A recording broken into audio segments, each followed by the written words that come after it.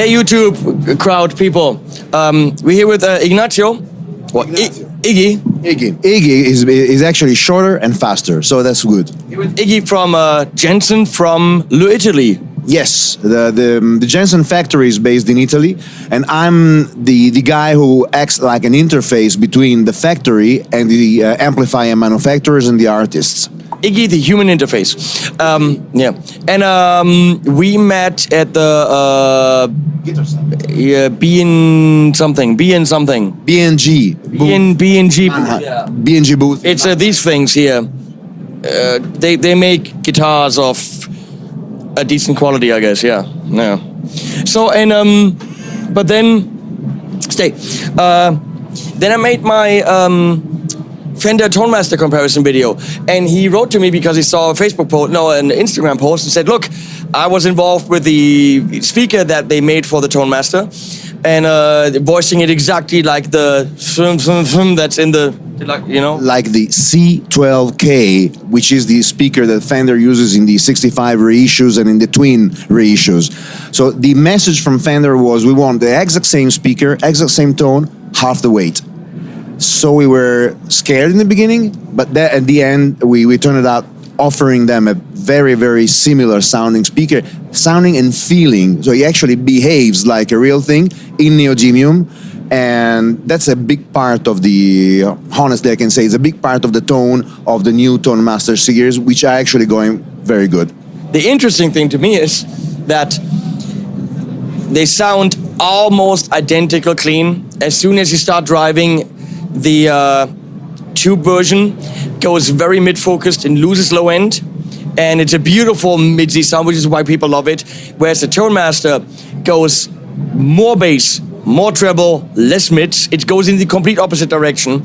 And in the video, I'm showing, because he supplied me with a lot of PDFs and graphs to really talk about the speaker, because the speaker is a big issue with these two amps.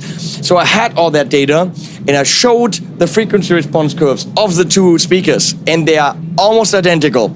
So I'm talking about it in the video, and what is happening in the comments, people are saying, it's the speaker. People are saying, the difference is the speaker. You should try it with the same speaker. What the fuck is wrong with people?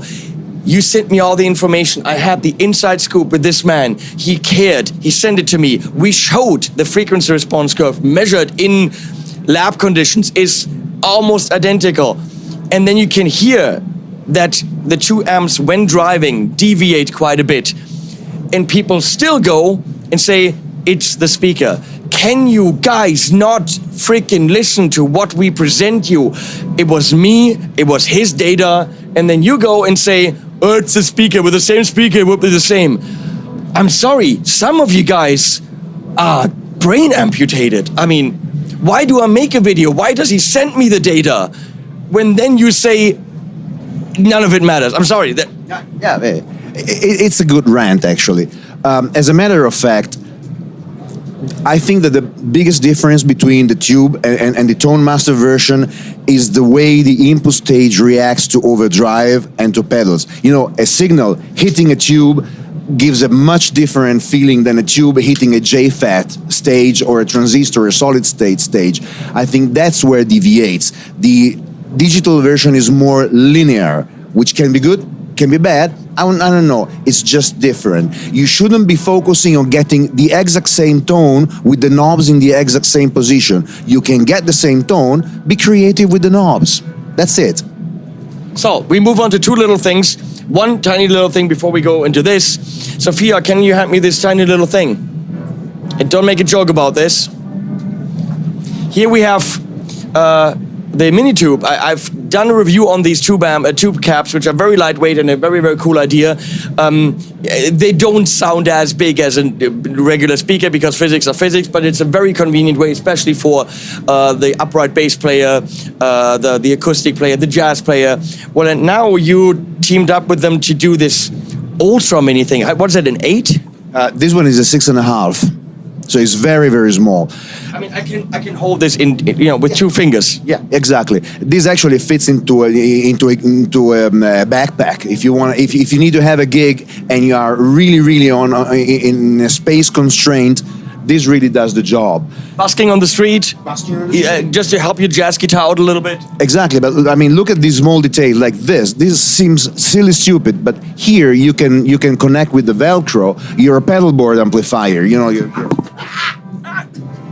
Are you okay? Yeah, I'm okay. I'm fine. Thank you, Sophia. So it's a really cool concept. Not for everyone, No. but it's, you know, it's a smart thing from Finland, and you work with them on the speakers. Yes. Moving on, because our battery is running out. Here's an amp that you can sit on, which is convenient, but it also makes sound. Yes. And now you. So this amp is the Sundragon amplifier. Wait, I give you this. Here we go. Thank you so much. So the Sundragon amplifier is a creation of Mitch Colby, made in partnership with Jimmy Page, obviously, that Jimmy Page.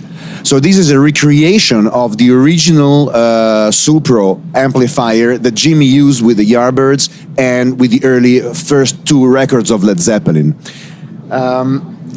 This has been recreated starting from the original one.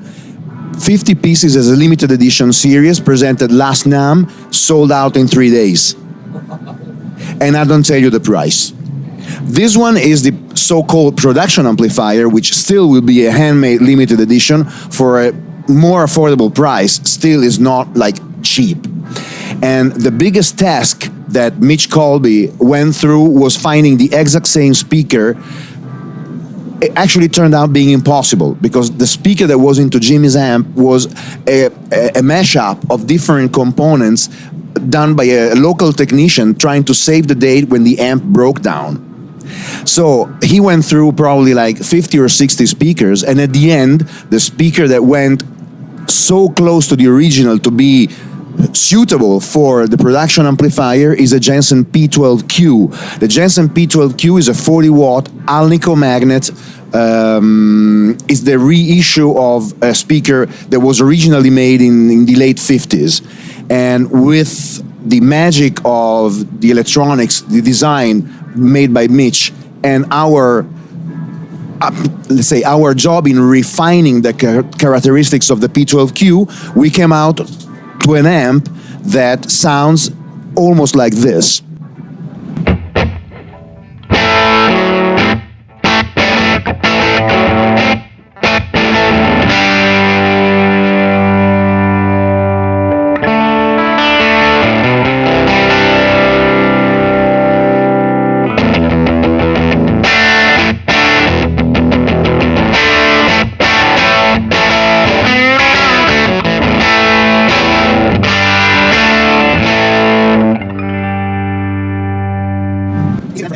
Is it an amp for everybody?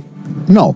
It's an amp for people who are really into recreating a certain feel, a certain atmosphere of those specific sounds.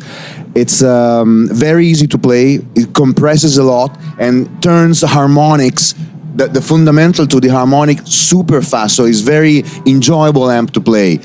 Again, it's like 2.6L6's power stage, and it's only 8 watts clean and 12 watts driven. It sounded fantastic. What is the brand? The brand is Sundragon Amplifiers, handmade in New York by Mitch Colby, who had been working with Vox and Marshall and everything. He's a legend in the tube amp world. And this is a handmade limited edition. Price is around 3,800. It will be only, I think, 200 pieces are planned right now.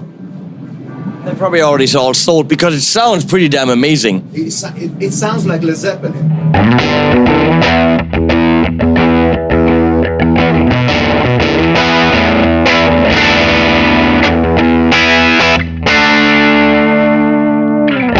That is pretty amazing. Wow. Okay, our battery is dead, so we gotta go. Thanks, Ignacio. We will also team up, and he's probably gonna come up to my place, and we're gonna do a whole series on speakers in general and how they behave, and a lot of misconceptions you guys might have, and really do a in-depth of guitar speakers, which I think is necessary because most people don't know enough about them and have questions, right? Yeah. So post your questions, under this video. Yeah. We're gonna go through it, and then we're gonna go and actually tailor the series to your needs. So thanks for offering to do this. So it's gonna be Jensen between me and the series. No, it's gonna be a series between me and Jensen at my place. He's gonna come up from Italy. We'll do this. He's gonna bring speakers and stuff. Thanks to Harry for doing the video thing. Harry Holden from Harry and the Guitar. Thanks to Sophia for giving me the tube amp. And thanks to Ignacio for inviting us here. Animals at the end.